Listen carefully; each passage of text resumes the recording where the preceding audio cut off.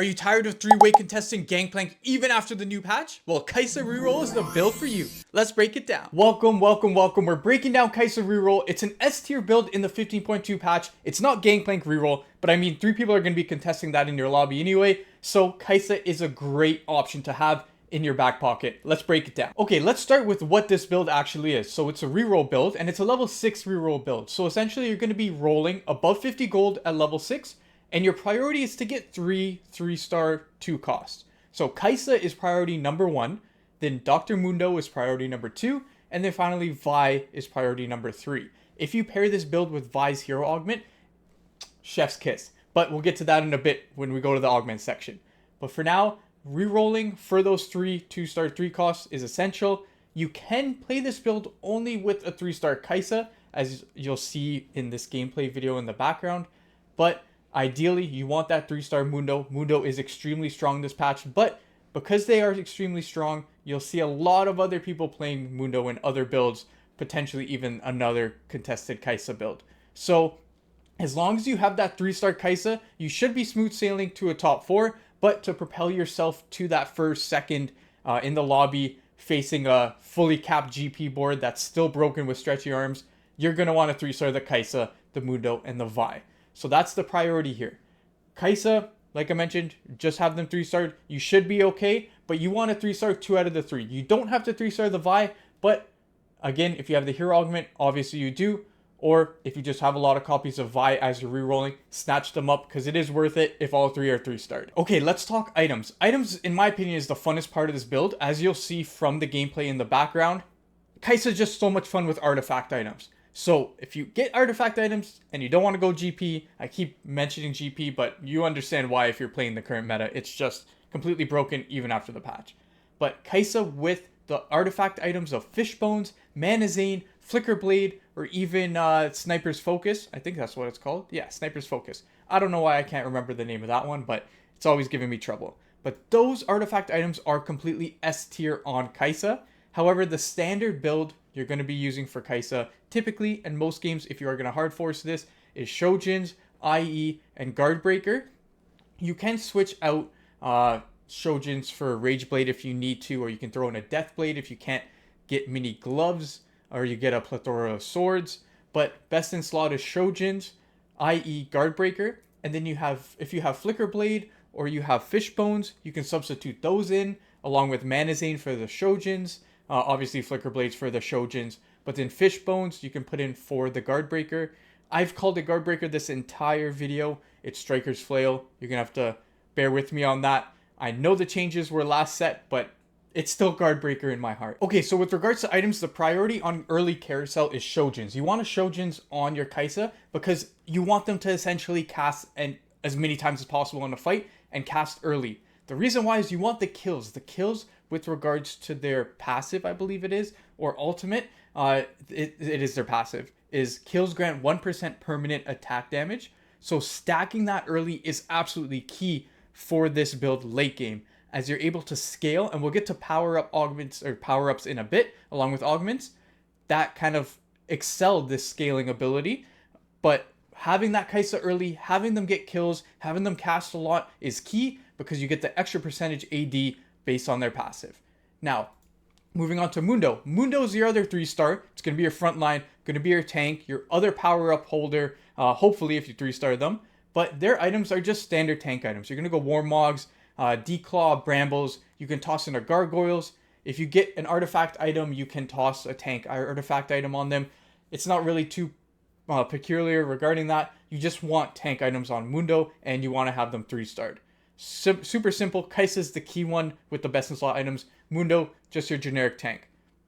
Moving on to Vi. Vi is another item holder. You can either flex between Vi if you 3-star or Set late game, and Set or Vi can use the utility tank items. So you can use Sunfires or even Shroud.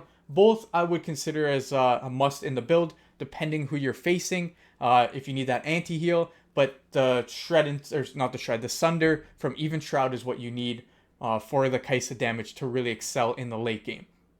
Again, you can flex between Set or Vi depending on who you have 2-starred versus 3-starred. And then any leftover items, if it's a high item game, you can put on Lee Sin really late game if you nail a Lee Sin and have the kind of attack melee bruiser kind of items on them. You can have them on Darius early on if you have those extra items like I mentioned in a high tempo, high item game, and then transition them from Darius over to Lee Sin. We're going to get to final board in a bit. I know I'm talking about all the characters or units here, but essentially the gist of it is 6 Juggernaut and then 2 Supreme Cells. Supreme Cells being Kai'Sa and Darius. Juggernauts are flexible. You can have a Neferi in there if you don't hit a Lee Sin or a Set, stuff like that. Okay, that was items. Fairly straightforward, fairly simple. Again, artifact items on Kai'Sa are the best. You want Fish Bones, you want Sniper's Focus, you want Mana Zane, and you want Flicker Blade. That brings her to a whole new level. Slam those if you get it early, if you have the artifact encounter and whatnot. But regardless, Shojin's, IE, and then Striker's Flail are the best in slot when you don't have artifacts. Now, moving on to final board, because we did just touch on it a little bit. So for final board, it's going to be 6 Juggernaut. Super simple to remember and even simpler to implement. So you're essentially, when you're rolling at 6, you're holding the Juggernauts that are 2 costs. So you have the Mundo, you have the Vi. You're not really going for a 3-star Udyr or a 3-star Darius. I know Darius is heavyweight, but regardless, you want essentially Aatrox in there early, Dr. Mundo in there early, Vi in there, maybe the Udyr, and then Kai'Sa. This gives you the 2 Duelist and then 4 Juggernaut. But essentially, final board is 6 Juggernaut. Early game, you're playing 4 Jug until you hit your 3-star Kai'Sa, 3-star Vi, 3-star Mundo. You can toss Darius in there for the heavyweight bonus with Aatrox. But your final board, like I mentioned, is just 6 Jug. Having the 6 Jug up front is necessary to get Kai'Sa to do as much damage as possible and last in the fight as long as possible. Just be careful because Battle Academia is fairly strong right now. That Caitlyn Jace build, if you haven't seen that video, check it out on my channel. But that build is strong and Caitlyn snipes the backline. So just make sure the positioning that the opponents are doing doesn't coincide with that specific tech that splits your front line. So just be wary with the positioning if you're facing them. Otherwise, it doesn't really matter. You can just have the lineup up front of all Juggernauts and then Kai'Sa in the back line. But that's a super simple, briefed up version of the final board. Nothing too complicated here. This build is just a simple reroll build with Juggernaut and then Kai'Sa in the backline. But Kai'Sa does damage. So let's talk about power-ups and why power-ups take Kai'Sa to a whole next level. Okay, so power-ups. Now the key to this build as a whole is to get a Kai'Sa early. I don't really recommend going this if you can't find a Kai'Sa through the first stage entirely, because what you want is those stacks. Kai'Sa's all about stacking percentages, AD, whatever the case. So with their passive, you already know that essentially each kill gives stacking AD percentage. However, power-ups over 9,000 is the power-up to go. This is another stacking, scaling power-up. And that's why it's so key to not only get a Kai'Sa early, but to slam your power-up and your fruit removers and just get the over 9,000 power-up early on, because you just go insane late game with the essential scaling and stacking of this power up combined with their passive. So if you don't know, over 9,000 the power up, let me read this for you. At the start of each round, you gain a random permanent stat bonus. So if you have a Kai'Sa early, it's going to be strong by late game, getting those random bonus power ups each round in addition to the already stacking AD percentage. So if you have that early, a Kai'Sa paired with maybe some Juggernauts and the over 9,000 power up, you get lucky with that early on, you're smooth sailing to a first with this reroll build. Of course, if you hit the 3-star Kai'Sa. But this is the power up to go. This is the one you want. But if you don't get over 9,000, it doesn't mean you can't play Kai'Sa. Kai'Sa's still strong with other power ups. And the one that I want to talk about specifically is max attack. So max attack, let me read this one for you as well. You gain 12% attack damage and permanently gain 1% every 2 takedowns. So what does this have in common with everything else? Stacking and scaling. So again, if you get max attack, that's great as well. You toss it on Kai'Sa and you're essentially scaling your attack damage to infinity and beyond by the time you're at stage 5, stage 6. So over 9,000 max attack are both great. Other options, if you don't get that and you still want to kind of force this Kai'Sa reroll build, it's not that it's bad, it'll still be good. As you can see from the gameplay, I do fairly well in this game, and I don't hit over 9,000, I don't hit max attack, and I don't hit a Kai'Sa for a few stages. I don't even think I play the Kai'Sa until stage 3, late stage 3, maybe even early stage 4. So I'm getting no stacking bonus and scaling bonuses at all. and it still does really well. So now imagine if you play that Kai'Sa early on and you have the over 9,000, you have their passive just stacking and scaling, or you have max attack, chef's kiss. Now, back to the other power-ups you can go. Critical threat and bullet hell. Obviously, everybody knows bullet hell.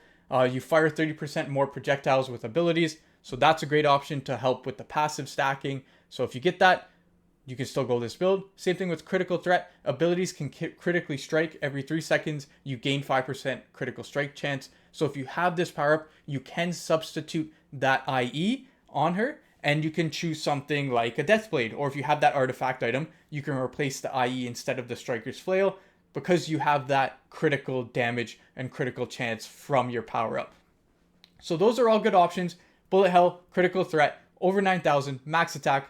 You can even go something like Mage, Mage Works, Hat Trick. Those are all great options, but I would recommend, if you are going Kai'Sa, you either go over 9,000 or max attack, prioritizing over 9,000 as the best in slot power up. Now, obviously, Kai'Sa is a priority for the power ups. You're going to save all your removers for her because you want to hit those key power ups. But there's obviously other people on the board and a second power up that you have to use. So if you 3-star the Mundo, which in this build, hopefully you do, again, it's going to be fairly contested this patch because there's a lot of Mundo builds. I think the Jin reroll uses Mundo as well. I'll make a video on that eventually because Jin is fairly strong this patch.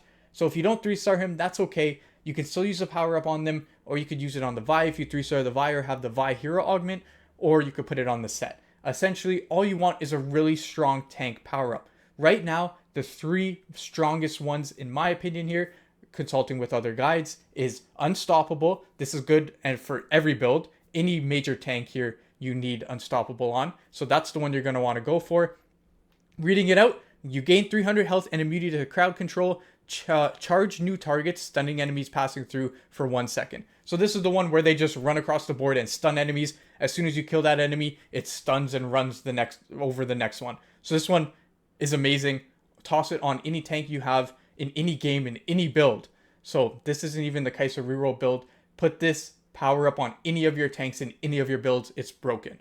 Now, an additional one is Resistant. Resistant is essentially you reduce each instance of incoming damage by 30. This provides survivability for your Mundo, lets your Kai'Sa essentially do a lot more damage. So that's a great one to use. And then obviously round 2 is still broken. Round 2 is the training dummy one after they die. Let me just find the writing for it. So to read it out, on death, you summon a training dummy equipped with the same items. It has 85% of its unit's health. So this is essentially providing more tank, more frontline for your Kai'Sa to get ramped up and kill their backline before they can get 3 or 6 Juggernaut plus your training dummy. So it's as simple as that. Kai'Sa has your first power up, over 9,000 priority, then Mundo or Set, or maybe even Lee Sin late game if you get a 2-star Lee Sin, or Vi with, like I mentioned, with the hero augment. But that does change with Vi. If you have the hero augment, you want some survivability power ups such as unflinching, Crimson Veil, that kind of stuff. So for Kai'Sa themselves, again, over 9,000. But for your tank, you want either round 2, Resistant, or Unstoppable. All work well, all work wonders, but you need one of those 3. Again, you're not going to use the removers on the tank. So even if you don't get those 3, just go with the strongest tank power up that you have available, because you want to save those removers for Kai'Sa for the over 9,000 or the max attack. If you already have one of those strong power ups on Kai'Sa, then by all means use the removers on the tanks to get the most ideal tank power ups. But beggars can't be choosers. You need your main carry as the priority for the power ups. So that's the gist of it. Those are your 2 power up units, Kai'Sa, Mundo, with the exception of, again, that hero augment with Vi, or not 3-starring your Mundo. So let's move on to augment. Okay, starting with augments in the gold category. So for gold, too much value is amazing. What too much value does is you gain 1 reroll for every 2 unique 2-cost champions fielded last combat, and then you gain 2 2-cost units with the augment. But essentially this works wonders because you have a lot of 2-costs in your build. Early on, you can supplement the board itself with additional 2-costs. You can throw a Gangplank in there because they are strong, and you're holding Gangplanks from other people trying to 3-star them. That helps you get the rerolls. You can also toss in a Kabuko to match that heavyweight early on instead of going the 4 Juggernaut, or that Darius. you can toss in the Kabuko. I'd recommend actually keeping the Darius in for the Supreme Cells with your Kai'Sa, but having as many 2 costs as possible will get you those rerolls that you can just use to 3-star your Mundo and your Kai'Sa as quickly as possible. So that's a great gold augment to go if you end up getting it. Other ones include Unseizing, which is the Juggernaut specific tailored augment. You can go Deadlier Blades. This is the Death Blade augment that gives extra attack damage per your takedowns for your Death Blades. So you can, instead of going the IE or the Striker's Flail, you can toss a Death Blade on Kai'Sa. That works well as well. You can go All That Shimmers. You get Gold Collector augment. You can toss Gold Collector on Kai'Sa. That works. Heroic Grab Bag obviously is a great one because it is a reroll build, and if you're contested with the Mundo especially, you can save those duplicators for the Mundo once you hit, essentially, hopefully, your 3-star Kai'Sa and enough Mundos. So those are all great gold augments that you can go. Essentially, any kind of econ augment to help with the rerolls works wonders, or item combat specific augments to help scale or propel that Kai'Sa. Because the more scaling and percentage damage you have with Kai'Sa, based on kills or takedowns, especially with their passive and the power-ups, the stronger they get late game, and it's amazing to watch them scale up that high. Okay, Prismatic tier, you can go Prismatic Ticket. This is my favorite with reroll builds. It makes it super simple. This is the econ augment you need, but Prismatic Ticket, if you get offered it, take it, go this build. You'll be able to 3-star all 3 of your 2 costs because you can even be contested with 2 costs. There's enough in the pool. So go this augment if you have it available and you want to go this build. It is best in slot. Additionally, for Prismatic, you can go Living Forge. Again, we talked about how important and strong artifact items are in this patch specifically and this set. Having it, the ones I mentioned on Kai'Sa, so Fishbones, Mana Zane, Flicker Blade, they are key. So getting the Living Forge augment and tossing that on Kai'Sa, it brings that build to a whole nother level. So that's a great Prismatic augment to use. And another one here is Radiant Refractor. The reason for that is it's all about the strength of your Kai'Sa. Having a Radiant Shojins on your Kai'Sa, again, chef's kiss. That's the theme of the video here, is just getting your Kai'Sa so built up with the scaling AD and then just scaling attack percentages and stuff like that, and then just strong items helps you win this game with this build. So again, Radiant Refractor is a great one. Prismatic Ticket, in my opinion, is the best in slot Prismatic augment. Silver augments will always be silver augments. There's not really too many exceptional ones. If you're going a silver augment, I would highly recommend going one of the 1-cost champion augments. They're all very strong right now. So don't even go this build if you get the silver augment and you get a champion one. But regardless, if you want to force this build and try it out, then with silver, you can go Silver Spoon to get a little jump on the lobby if you get that. Thieves Gloves is always great. Young Wild and Free is great so that you get the items that you need on your Kai'Sa. Just those standard, really strong silver augments. There's nothing really too specific to the build. You can do that Heroic Grab Bag that gives you a second duplicator after 5 rounds. That works as well. But pretty standard for the silver augments. If you get that, just kind of go with whatever kind of boosts you and your board in that current situation, like Silver Spoon, Thieves Gloves. They all work good. Obviously, it's not a gold or prismatic augment lobby if you're starting with silver. So you can do with that information as you will. Like I mentioned, go that 1-cost player augments if you get that. But any kind of silver augment covers your bases. Nothing really too specific to this build. All right, so we didn't really touch on early game. We kind of brushed over it, but I just want to move on to early game just so you have an idea of what to play. Now, again, you want Kai'Sa in there. Again, Kai'Sa scales all her scaling stuff, the over 900 power-ups. Kai'Sa in your board early is the key here. So having them paired with hopefully a Gangplank. If you find a Gangplank, you can toss a Gangplank in there. They are extremely strong. Toss the items on Gangplank even if you can 2-star them. For example, if you have those leftover AD Bruiser items that you're going to put on either Darius or Lee Sin in the late game, you can put those on Gangplank for the time being. Gangplank can get you through a whole lot of stages early in comparison to just having Kai'Sa on your board. Having them both on there is key. So that's an option for your early game, having Gangplank. Again, with too much value augment, that's key. But you can do just a typical Juggernaut duelist build as well. You can go Nefiri, Mundo, Kai'Sa, Vi, and Udyr. That could be your early level 5 build. If you get to level 6, you can toss in the Gangplank, or you can just switch it out. So Udyr, if you don't have an Udyr early, you have a Gangplank, you can put the Gangplank in, put the Udyr once you get to level 6. There's various options, but essentially you want to go with 2 Duelists and 4 Juggernaut. You can even put the Darius in if you get a Darius instead of the Udyr. The Mentor bonus is kind of decent, but you can kind of play around with it game to game. It does vary, but having 4 Juggernaut is the key early. Having the Kai'Sa in there is key, and Gangplank is still strong, so my recommendation will be putting Gangplank in at 6. You have that 2 Duelist buff. You can keep Udyr on your bench, and then once you're 6, you start rerolling. If your bench gets a little bit too crowded with all the 2-cost rerolls, that's when you can sell your Gangplank, toss in Udyr. Again, you don't need to 3-star Udyr. You don't need to 3-star Darius, so you don't hold extra copies of them. Just 2-star them, be done with it, and focus on your Vi, focus on your Mundo, and focus on your Kai'Sa, obviously. And that's essentially the gist of the build. This is the Kai'Sa reroll build. It's currently S tier on a lot of guides out there at the start of this new patch. So let me know how this fares for you in the comments below, how you've been doing with it. Let me know if you hit the Exodia of Kai'Sa, where you have the over 9,000 power up. You have her early, so she's scaling that 80%, and you hit an augment that helps scale as well. Let me know how it goes. Let me know how the late game is, how the early game is, any kind of tweaks that you found in this build that works better for you, any artifact items that are better than the ones I mentioned, although I think Fishbones is best in slot, so you're always going to want to go Fishbones if you have it available on the Kai'Sa.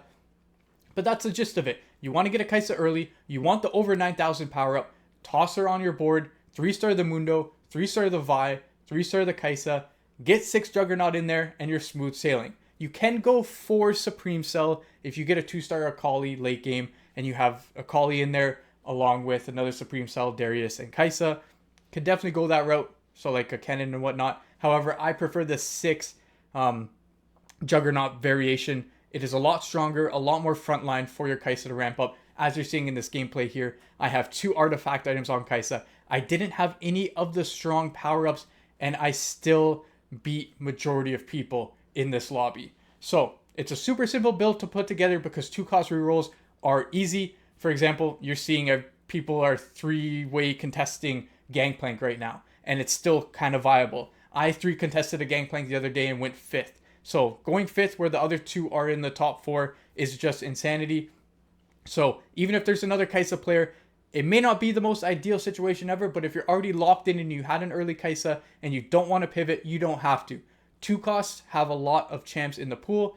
You can still 3-star that Kai'Sa and make a great game out of it. You may not finish first, but you will finish top 4, maybe 5th in that situation if you're contested. So there are options available. My recommendation would be to give this a try. Let the meta kind of play out in the coming days, as we just received that B patch the other day for the Callista issue. Gangplank's still strong, so they might fix that. But I see Kai'Sa essentially being one of the best builds in this game in the next 2 weeks. So let me know how it fares with you. If you made it this far, consider subscribing below. It would mean a lot to me there. I'll be bringing you guys meta builds throughout the entirety of this set, next set, every single patch breakdowns, you name it. Hope you guys enjoyed the video. I'll catch you guys on the next one. And as always, good luck on the grind. Take it easy.